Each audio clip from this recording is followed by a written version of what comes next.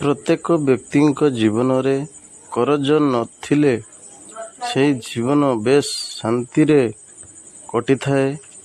ଆଉ ଯଦି କରଜ ଥରେ ଜୀବନରେ ହୋଇଯାଏ ତେବେ କରଜ ସମ୍ପୂର୍ଣ୍ଣ ଶୁଝିବା ପର୍ଯ୍ୟନ୍ତ ଜୀବନ ଖୁବ୍ ଅଶାନ୍ତିରେ କଟିଥାଏ।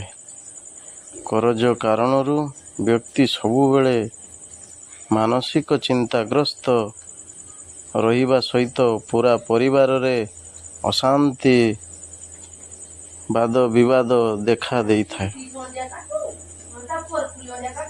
କରଜ କାରଣରୁ ମାନହାନି ମଧ୍ୟ ହୋଇଥାଏ ଏବଂ ଆର୍ଥିକ ସମସ୍ୟା ମଧ୍ୟ ଦେଖା ଦେଇଥାଏ।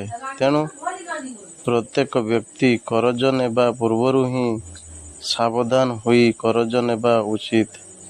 ମଙ୍ଗଳବାର ଏବଂ ଶନିବାର ଦିନ କରଜ ନିଅନ୍ତୁ ନାହିଁ, କାରଣ ଏହାର ସମାଧାନ ବିଳମ୍ବ ହୋଇଥାଏ କିମ୍ବା କେବେ ସମାଧାନ ହୋଇପାରେ ନାହିଁ।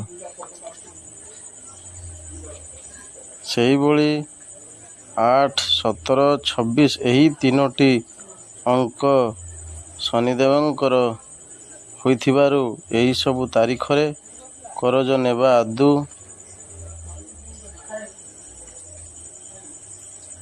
ଆଦୌ ଉଚିତ ନୁହେଁ। କରଜ ନେଉଥିବା କାଗଜପତ୍ରରେ କଳାକାଳିରେ ହସ୍ତାକ୍ଷର କରନ୍ତୁ ନାହିଁ।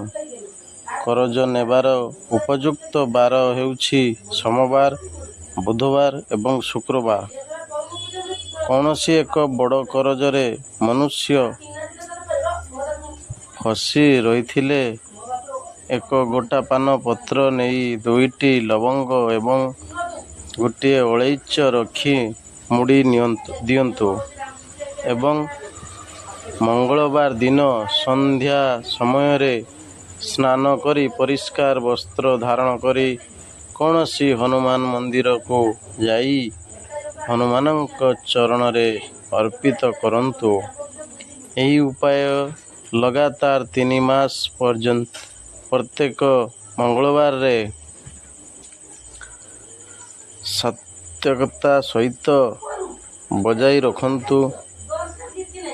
ଉଭୟ କରଜ ସମସ୍ୟା ସହିତ ବ୍ୟବସାୟରେ ମଧ୍ୟ କ୍ଷତି ଦେଖା ଦେଉଥିଲେ ଏକ ପାନପତ୍ର ଆଣି ଡେମ୍ଫ ବାହାର କରି ଚିକ୍କଣ ଅଂଶକୁ ତଳକୁ ରଖି ଖଦଡ଼ିଆ ପାର୍ଶ୍ୱ ଉପରେ 2ଟି ଲବଙ୍ଗ ରଖି ଭଗବାନଙ୍କୁ ପ୍ରାର୍ଥନା କରି କୌଣସି ପ୍ରବାହିତ ଜଳରେ ଭସାଇ ଦିଅନ୍ତୁ। ଏହି ଉପାୟ ଦ୍ୱାରା ଆପଣଙ୍କ ଜୀବନରେ କୌଣସି ବି ସମସ୍ୟା ଏହି ପାନପତ୍ର ସହିତ ବୋହିଯିବ। କରଜ ଜନିତ ସମସ୍ୟାରୁ ମୁକ୍ତି ପାଇବା ପାଇଁ ନବରାତ୍ରିର ପ୍ରତ୍ୟେକ ଦିନ ଗୋଟିଏ ଲେଖାଏଁ ପାନପତ୍ର ଆଣି ସେଥିରେ ରିମ୍ ଲେଖି ମାତା ଦୁର୍ଗାଙ୍କୁ ଅର୍ପିତ କରି ଦିଅନ୍ତୁ। ଏହି ଉପାୟକୁ ଘରର କେବେ ବି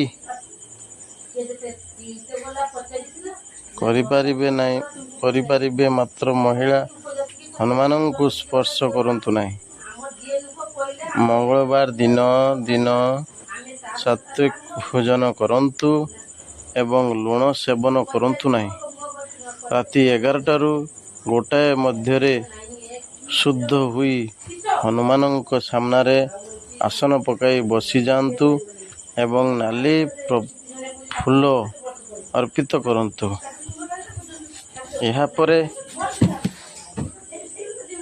ହନୁମାନ ଚାଳିଶା ପାଠ କରନ୍ତୁ। ଏହି ଉପାୟ ନିୟମିତ ଭାବରେ 11ଟା ମଙ୍ଗଳବାର ପର୍ଯ୍ୟନ୍ତ କରନ୍ତୁ।